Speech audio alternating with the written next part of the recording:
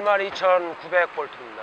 예전에는 뭐 사선 작업도 했지만 지금은 전기를 안 주이고 그냥 저 무정전 할선 작업으로 그냥 작업을 하죠.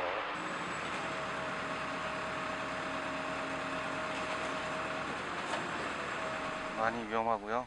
거의 목숨을 내놓고 일한다고 보시면 될 것 같아요. 그러니까 아침에 나와서 저녁에 퇴근하면 오늘 하루 뭐 잠깐 안전사고가 아닌 목숨 하나 내놓고 오늘 무사 귀가했다는 그런 느낌으로 일을 하고 있죠. 다치면 경상이 없고 최고 사망 중상 그러니까 위험하다 그런 생각을 하죠.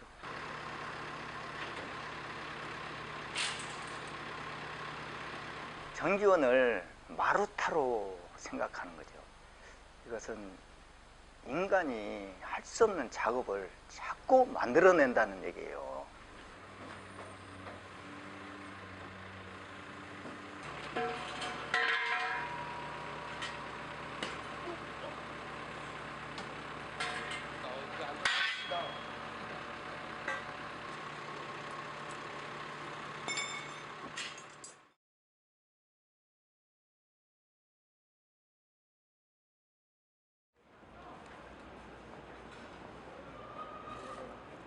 팔이 끊기고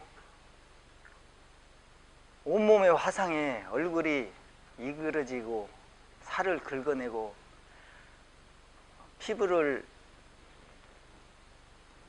다른 조직을 화상 입은 데다가 또 떼어 붙이고 하다 보니까 온몸이 얼룩져 가지고 있는 그런 모습을 보니까 너무 안타깝고, 또 젊은 애들은 팔다리가 잘려서 우울증에 걸려서 한쪽에서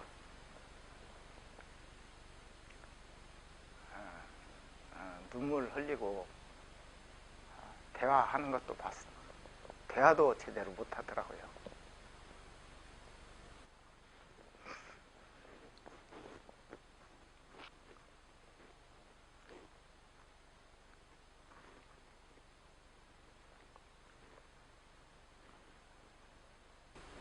그런 안타까운 그런 모습을 한전도 책임질 수 있는 사람이 나와서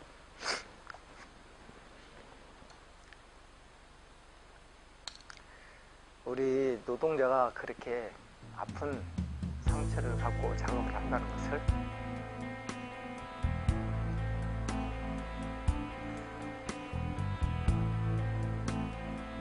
봤으면 좋겠습니다. 꿈꿀 줄 아니 난 배우지 못했어. 어디서 본 듯 끼워 맞추던 그림, 사람들 그리다만 그림에 울어도 난 나의 그림을 시작하지도 못했어. 꿈꿀 줄 아니.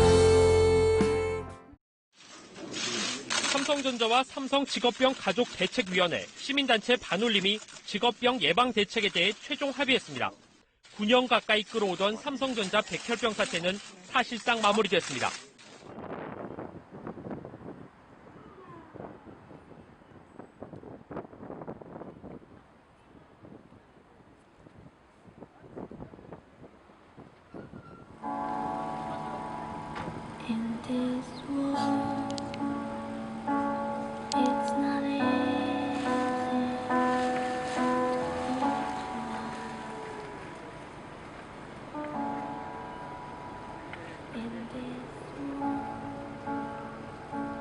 이곳을 지나다니시는 서울 시민 여러분, 여기는 삼성 반도체 공장과 삼성 LC 공장에서 노동자들이 일을 하다가 각종 암에 걸린 것을 삼성에 항의하기 위한 반올림 농성장입니다.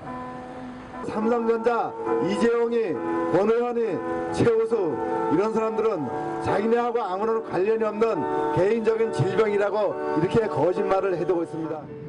아빠, 아직도 차가운 거리에 있는 아빠, 9년 동안 흰머리와 주름이 늘어난 아빠의 얼굴을 보듬어 주지 못해 미안해요. 나는 여전히 23세에 멈춰서 있는데 세상의 시간은 빠르게 돌아가 벌써 9년의 시간이 흘렀네요. 추운 날 거리에선 우리 아빠를 안아주세요. 9년 동안 진실을 찾아 헤맨 아빠를 안아주세요.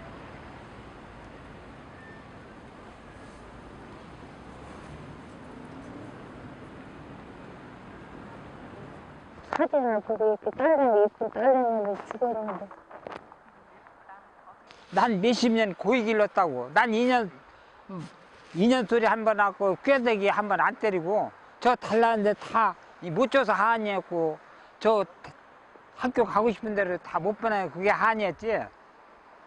난 몇십 년 길르면서도 그랬는데 얘들은 이게 사람을 갖다 사람 목숨을 이게 무엇같이 지급하는 겁니까? 예? 파리 목숨과 같이도 생각도 안 난 거예요. 사람 목숨을 사람 목숨답게 생각해야지. 그게 슬픔은 버리고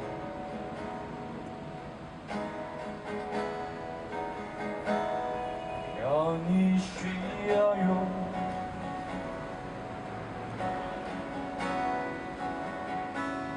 오 그대여. 작년 여름에 너 있는 곳 울산바위 앞에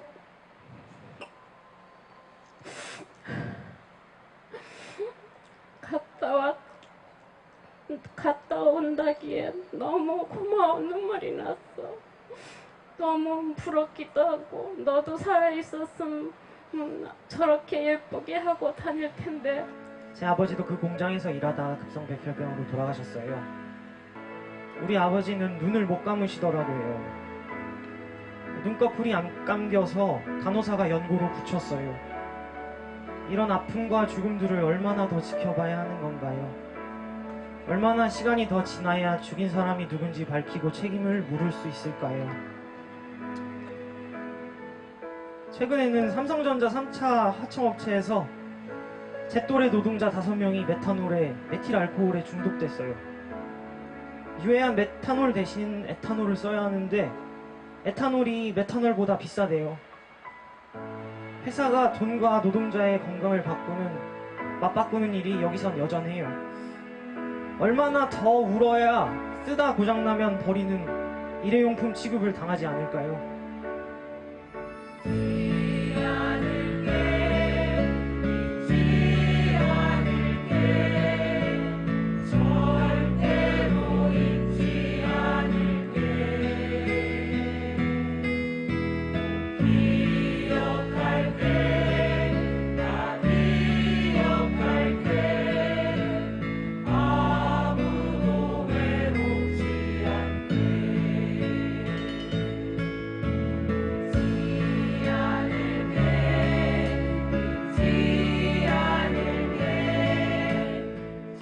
가슴 아픈 사람들이 또 다른 가슴 아픈 사람들과 함께 합니다. 가슴 뻥 뚫린 사람들이 같이 가려고 합니다. 서로 같이 그 뻥 뚫린 가슴을 메워주면서 함께 갔으면 좋겠습니다.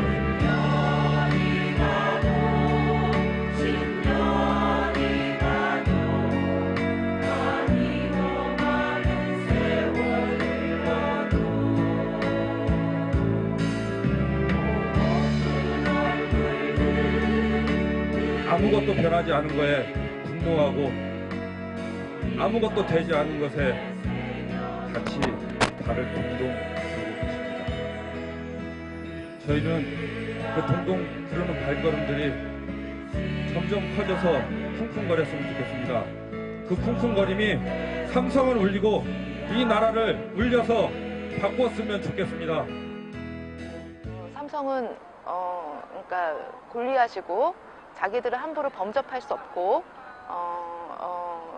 절대 처벌받을 수 없고 그러한 오히려 더 그런 거를 강화하기를 바라겠죠. 근데 저희들은 그게 아니라 죄를 지었으면 당연히 처벌받아야 되고 사람이 죽었으면 응당 책임이 지어지는 그러한 새로운 질서, 당연한 질서를 회복하기 위해서 그런 게 되게 필요하다고 생각을 하고 지금 우리가 4.16 세월호 참사를 겪으면서 우리 사회에 그런 공감대가 어느 정도는 형성이 그래도 됐다고 생각을 해요. 그러니까 그러지 않고는 정말 아주 대재앙 앞에 이렇게 직면할 수 있구나.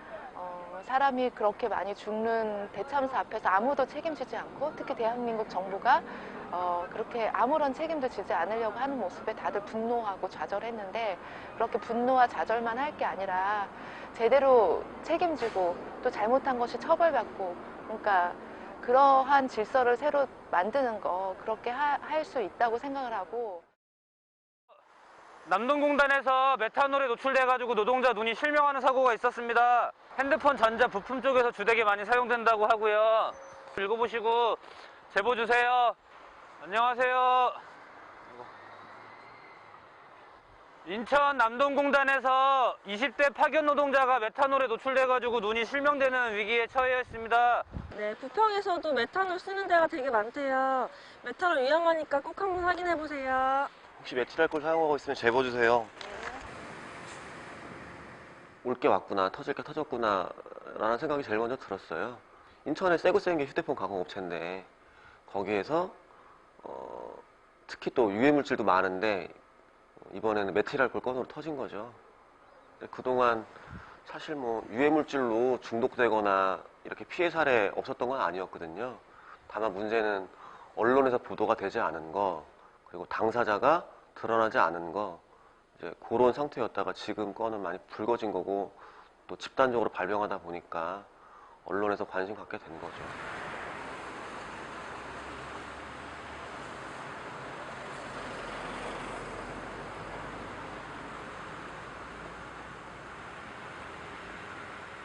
자기가 파견인지 당일날 알았대. 해고되는 날 알았대요. 그냥 처음에 들어갈 때 근로계약서 쓸 때 이름이 다르네 이 정도만 생각했다고. 그러니까 이제 파견 노동자들은 정보의 부재가 심각한 수준을 넘어섰어요. 아무런 정보도 없는 상태.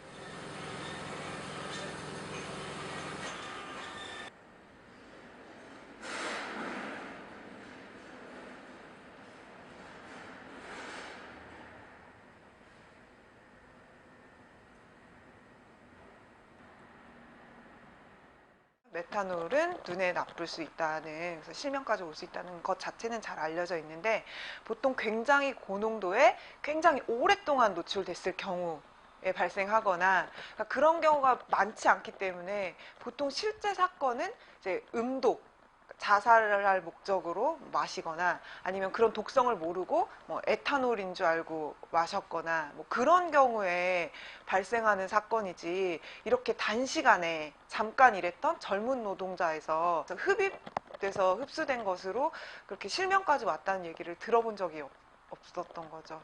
그래서 처음엔 그러니까 진단이 정말 맞냐 이렇게 물어볼 정도로.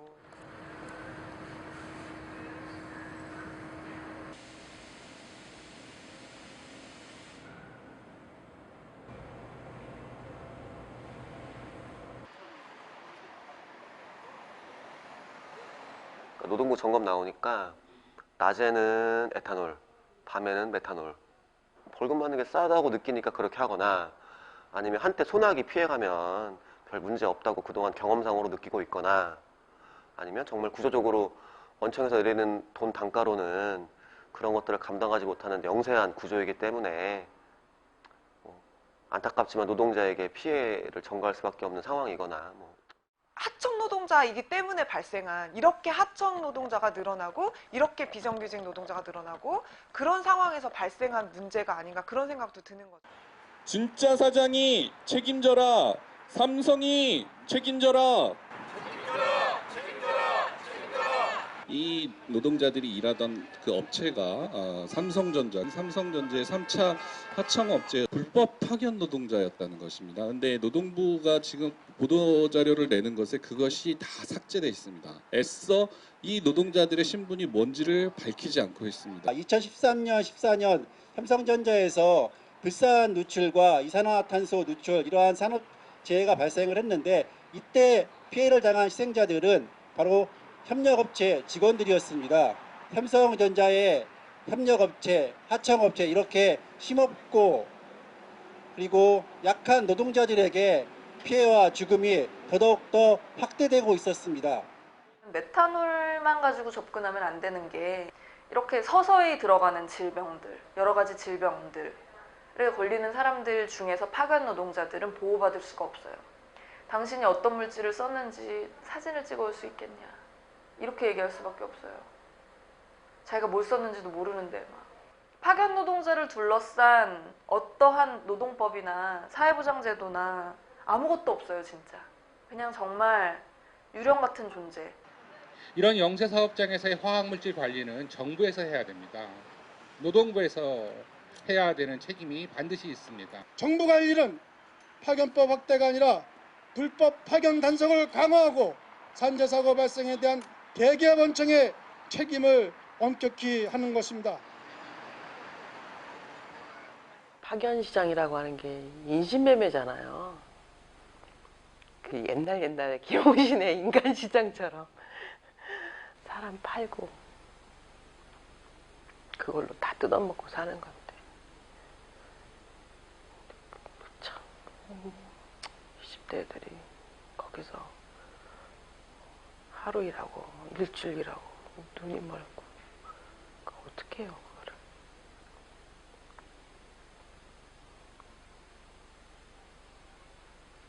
지금도 본인이 실명하는 거를 받아들이지 못해서 병원을 찾아서 헤맨다는데 어떻게 하면 좋을까요?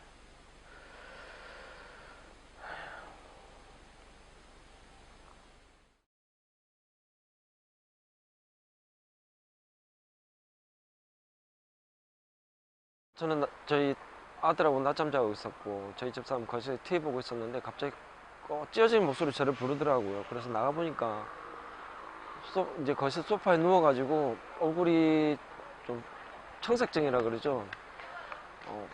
이렇게 파랗게 질려가지고 호흡이 가빠 있더라고. 그래서 119 신고해서 바로 이제 가까운 병원 이제 응급실로 갔죠. 병원에는 일주일 있었어요. 저희 아기는 이제 그때 제왕절개해서 강제 출산을 했는데 이미 태아도 사망해서 나왔고 저희 집사람도 하루가 이틀 있다가 이제 몸이 못 견뎌서 사망을 했습니다. 더 이상 견디지를 못해서.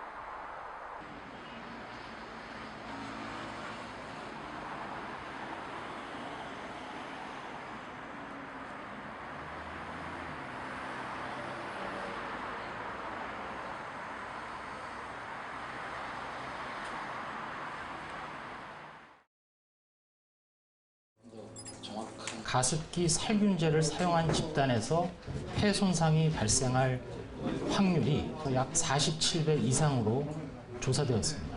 그걸 보는 순간 그냥 정신이 없더라고요. 결국 제가 권유해서 사다 준 걸로 사망을 했잖아요. 그러니까 결국 제가 죽인 게 되더라고요, 그때는. 그래서 이건 그냥 죽고 싶었어요. 그냥 딴 거 필요 없고 그냥 죽고 싶었어요.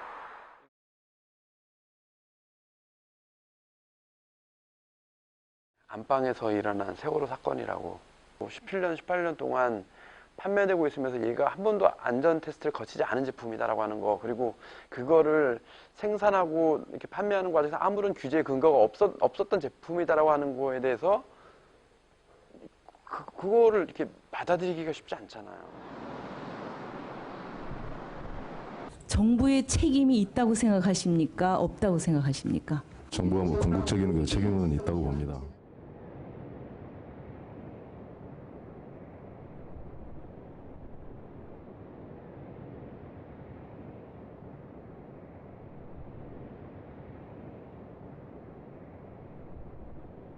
원료 물질 중에서 덴마크에서 수입한 원료 물질이 있었어요. 근데 그 덴마크 환경청에서는 한국에서 낸 보도자료를 보고 그 원료 물질에 대해서 판매 중지 조치를 취했거든요. 그러니까 원료에 대해서 판매 중지를 했기 때문에 그 원료로 그 만드는 제품도 포함해서 다 판매 중지 조치가 이루어졌는데, 그 우리나라 현실에서는 그러니까 원료를 유해물질로 지정만 했을 뿐이지 그 시중에 나와 있는 제품을 강제 수거하지는 않았습니다. 지금도 쉽게 찾아볼 수 있습니다.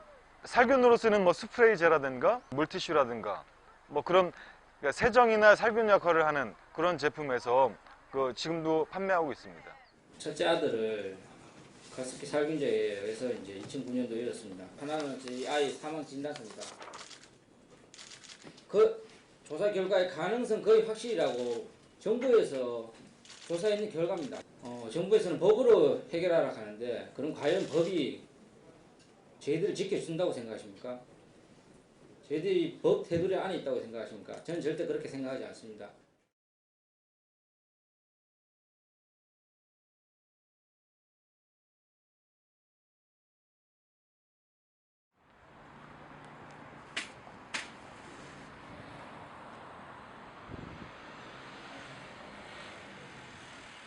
어린이와 엄마 256명의 생명을 앗아간 살인기업을 살인죄로 처벌하라! 처벌하라! 처벌하라! 처벌하라! 대한민국에서 멀쩡한 기업들이 200명이 넘게 사람 죽여놓고 단 한마디 사과하지 않는 게 대한민국 현실입니다. 저희들은 평범하게 대한민국의 소비자로 가족들을 위해서 생활용품을 소비자 제품을 구입해다 쓴 평범한 가족들입니다. 이 엄청난 현실이 앞으로 이런 사건들이 일어나지 말란 법이 어디 있겠습니까? 돈의 논리만 내세워서 피해자들을 아랑곳하지 않는 기업들에 대해서 반드시 처벌을 하고 저희들은 과실치상이 아닙니다. 세월호처럼 무고하게 죽인 거에 대해서 사과하지 않는 기업에 대해서 살인죄로 반드시 처벌해서 이런 부당한 기업들이 대한민국에서 돈벌이하는 것을 막아야 된다고 저희는 호소합니다.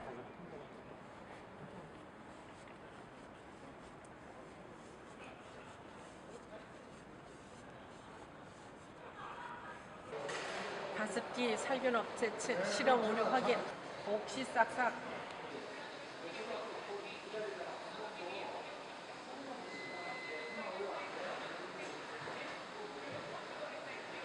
못 받았는데 제 사진 나와?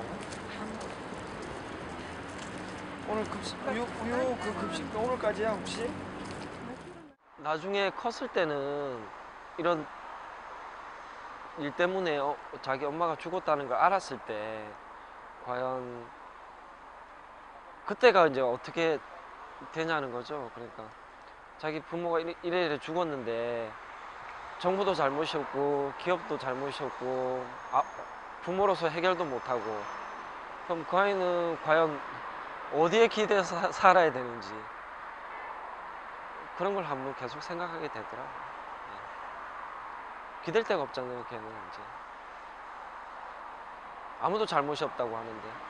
그럼 누가 잘못이란 말이에요? 그럼 결국 뭐 사다 준 제가 잘못이란 얘기잖아요, 결국.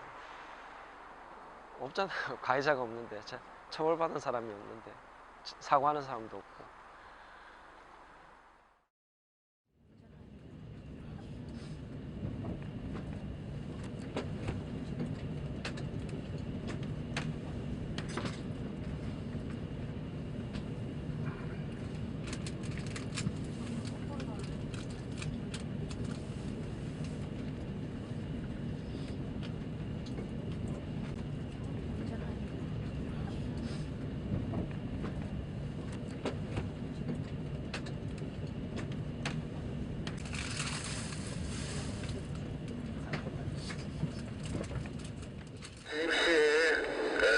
조심히 운전해 들어가실 겁니다. 지금 화재 발생됐습니다.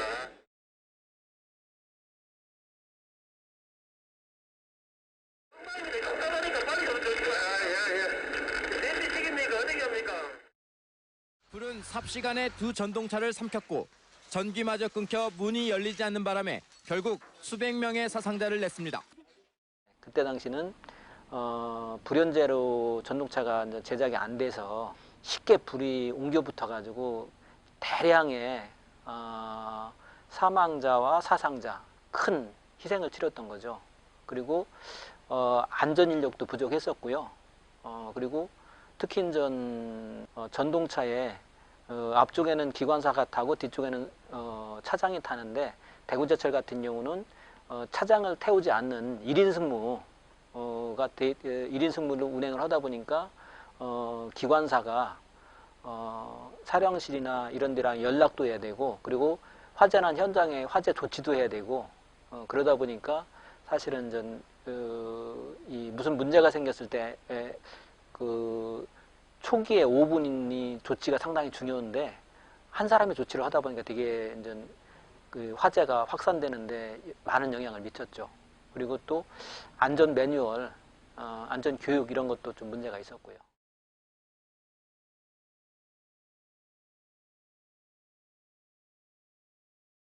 유가족들이 당시에 조앤영 대구시장과 당시에 지하철공사 사장을 처벌해달라고 계속적으로 민원을 내고 요구했던 이유는 대구지하철이 직원들의 잘못도 있지만은 불안전하게 건설을 했고, 부실한 전동차를 제작을 했고, 그리고 마구잡이로 인력을 감축해서 1인 승무, 그리고 역사에도 안전인력을 제대로 배치를 안 했고, 그러다 보니까 그런 구조적인 문제점으로 화재도 발생됐고, 화재 이후에 안전조치도 안 돼 있고, 그리고 직원들의 안전교육도 제대로 안 돼 있고, 그리고 현장에 안전 매뉴얼 대응도 제대로 안 돼 있고, 이런 거는 현장에서 당시에 근무했던 직원들의 부분적인 책임도 있지만은 더 큰 책임은 대구지하철의 총책임자인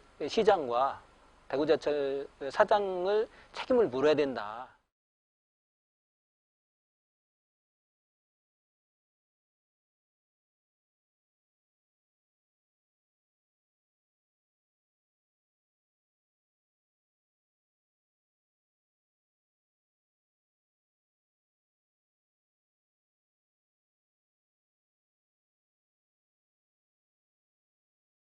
정부의 정책이 우리나라의 안전에 관련된 흐름들이 더 안전한 사회로 가는 게 아니고 더 불안전한 사회로 자꾸 구조적으로 가고 있다.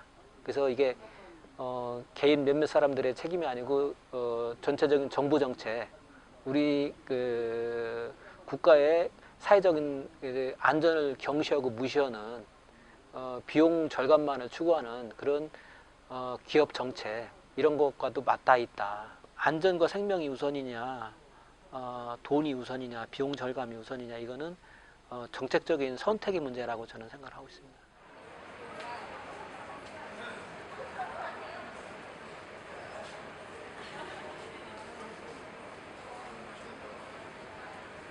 세월호 참사에서 서울의 전동차이 지금 50%가 이미 20년 넘었어요. 정규직일 때는 공사나 서울시가 책임 어느 정도 있다고 보는데 외주업체를 보낸 건 책임까지 회피할 수 있는 너무 좋은 방편인 거죠. 지금 저희가 정비하는 입장에서는 거의 시한폭탄과 마찬가지죠. 지금 전동차, 지하철 전동차의 정비가 100% 절대로 이루어질 수가 없어요. 지금 언제 전동차가 쓸지, 언제 전동차로 인명피해가 날지 모르는 상황인 거죠.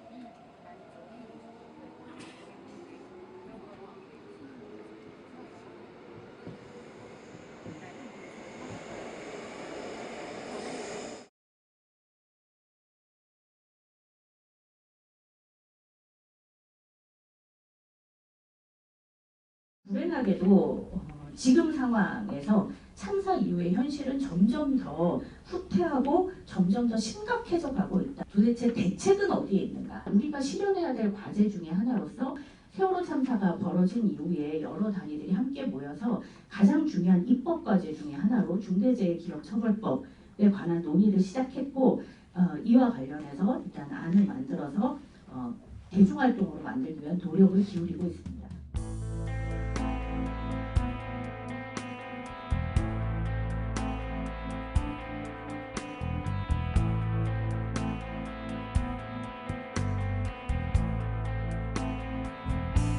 꿈꿀 줄 아니 난 배우지 못했어. 과연 무엇이 죄인가? 어디까지가 죄인가 하는 것은 그러니까 주로 권력을 차지한 사람들이 자기들이 감행하는 행위에 대해서 죄라는 이름을 잘 안 붙이려고 하는 것인데 그 피해자들의 기준에서 그로부터 고통을 받는 사람들의 입장에서는 자기들을 억누르는 그 실체에 대해서 이제 죄라고 부를 수 있어야 되는 것이고 그 인식이 확산이 되면 그것이 이제 사회적으로도 죄로서 합의가 되고 또 그에 대한 처벌까지 이루어질 수 있는 것이라고 생각을 합니다. 넌 사랑할 줄 아니 넌 그 때문에 아프다면 많은 걸 가진 사람 사랑할 줄 아니 난 배우지 못했어